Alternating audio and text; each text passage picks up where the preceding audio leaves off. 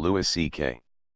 hosts a serviceable episode of Saturday Night Live, kicking off a 5-show finale to what is widely considered to be the show's best season in a while. SNL 42 has managed to achieve this impressive feat with only one breakout star, Kate McKinnon, relying instead on a reconstituted, and re-inspired, writing staff, the strength of a diverse and vibrant ensemble, and an American political establishment that's been shattered. Unsurprisingly, these are the same elements that shaped the show into an American television icon 4 decades ago. Saturday Night Live is Saturday Night Live again.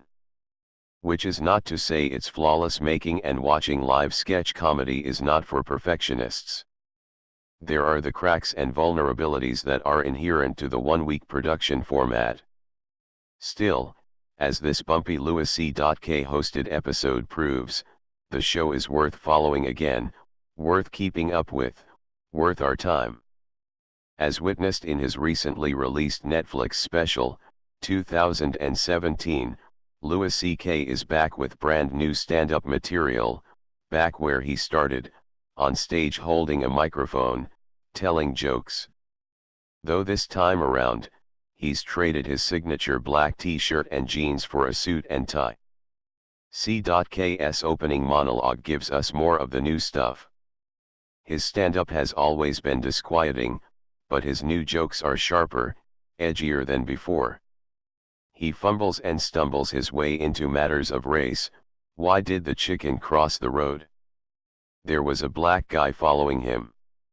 The joke builds from this setup, of course, the chicken, I'm not in your soup yet, ya Jew, but the telling is precarious.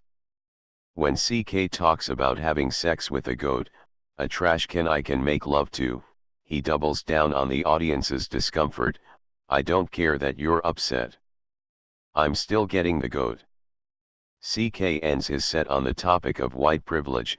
It's wrong that white people get preferential treatment, but as long as we do, what's going on at this hotel? I'm supposed to get the best. The material is raw and as uncensored as one can get on broadcast TV. The unease we feel is the point. CK is teasing our strident morality, our willingness to scold and correct each other. He makes us laugh in spite of our better selves, as if to say, ha! Made you laugh. Pre-tapes thank you, Scott and Pepsi commercial poke at the same wound. Thank you, Scott is a sarcastic tribute to a well-known cohort on social media, so-called virtue signalers. These are people who crow the loudest about the latest outrage on Facebook or Twitter, but don't actually physically do anything about it. If you don't get thank you, Scott, then you are probably a Scott on social media. Pepsi commercial offers a sly poke at the thinking behind Kendall Jenner's new Pepsi ad, which was pulled almost as quickly as it was posted due to its glib appropriation of serious protest and its general tone deafness. Beck Bennett is fantastic as the commercial director who gradually realizes how offensively vacuous this ad is, with Cecily Strong's appearance as Jenner highlighting the ad's vapidity in a final stinger. Cold Open Trump's People attempts something a bit more nuanced than the broad political parodies the show has previously attempted with Alec Baldwin's Trump impersonation. In it, Trump has returned to coal country for a quick ego boost after a rough couple of weeks in Washington. The twist is that these Trump-trained devotees are starting to realize the president's policies are not quite what they were hoping for. It's an odd piece for a cold open in that it is more of an ironic think piece than a broad parody. The O'Reilly factor with Donald Trump works better.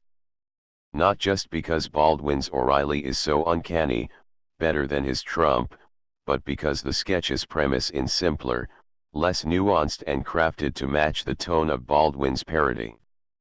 This should have been the cold open. A one-joke riff on the power of long, flirty eyelashes. The lawyer is the episode's strongest sketch. Louis C.K. plays a lawyer with gorgeous eyes who knows just how to use them. It's a dumb, old-style SNL sketch with a lame ending, but it really delivers the laughs, unlike Soda Shop, the sketch that follows it. The regrettable Soda Shop cracks wise about creepy old guys and the underage girls who indulge them. Watching the sketches back-to-back offers a perfect example of what's working this season and what isn't. Juvenilia with a dash of whimsy works, juvenilia with a dash of sex crime doesn't. Weekend Update felt a little off its game this week. Maybe they were a little thrown by President Trump's first presidential-style act, the bombing of a Syrian air base in retaliation for Bashar al-Assad using chemical weapons against his own people. There were some good jokes. It was reported that Yahoo and AOL will combine to form a new company. Because no one wants to die alone. But overall, the segment lacked the swagger that's made it so fun to watch this season. The segment is certainly helped by another Kate McKinnon small miracle, her portrayal of bad Jesus painter Cecilia Gimenez vehemently defending that awful bust of Cristiano Ronaldo at the Madeira airport in Portugal. Neither of the Chainsmokers' performances Paris or Break Up Every Night from their new album Memories, Do Not Open will win them any new fans. Though there can be no doubt that confirmed fans will certainly dig in their heels. The band's material is middling, anthemic pop, and their performance style may, at best, be considered casual. It's the least impressive musical booking all season, so I'm willing to give SNL a pass.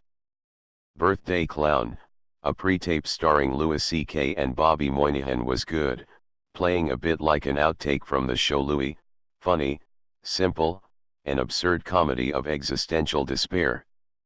Sectionals, a commercial parody that imagines what would happen if a man devoted his life to long, right-angle leather couches with built-in recliners and drink holders, is another late-in-show gem.